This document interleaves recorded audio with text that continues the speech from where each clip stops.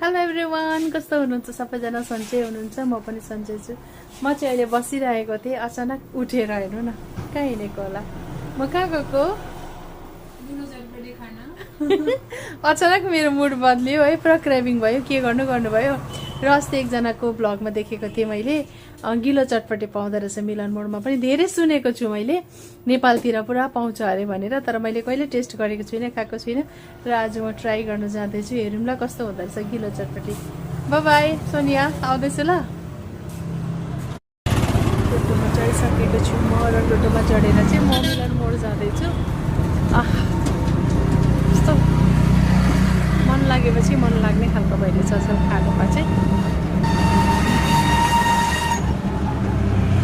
मिलन मोड जाँदाखेरि चाहिँ यो पहाड देखिँदा चाहिँ नि मलाई एकदमै राम्रो लाग्छ। हेर्नुहोस् कस्तो मजाले पहाड देखिन्छ, एकदमै हिल्स एरियै जाँदैछु जस्तै फिल हुन्छ।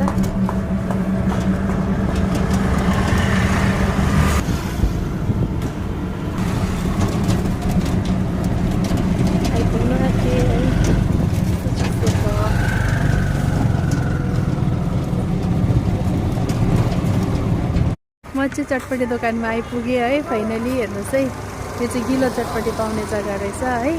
यस्तो राम्रो लाग्यो मलाई आएर यहाँनिर, किनकि प्रणामी हुनुहुँदो रहेछ उहाँ चाहिँ फेरि हो।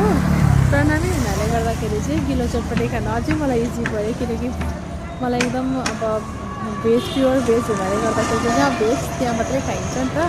त्यसले गर्दाखेरि चाहिँ यहाँ आएको भएर त त्यो दिदी पनि प्रणामी हुनुहुँदो रहेछ है। यहाँ एकदम गिलो चटपटी र दिदीले अनुहार नदेखाउनु भन्नुहुन्छ। म अनुहार चाहिँ देखाउँदिनँ, दिदीले बनाएको चाहिँ देखाउँछु हातले। र यस्तो मजाले चटपटी बनाएर है, कहाँदेखि आएर यसरी दोकान खोल्नु भएको रहेछ। र यस्तो हेप्पी म चाहिँ अब, किनकि अब प्रणामीले बनाएको खानु पाउँदा त कस्तो मजा आउने पर्यो मलाई। यहाँ त मोमो पनि पाइँदो रहेछ है, मोमो, चिया, अनि यहाँ चटपटी है।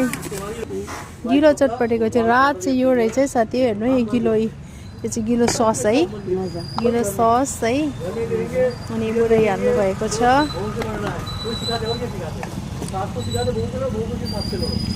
त्यसपछि आलु,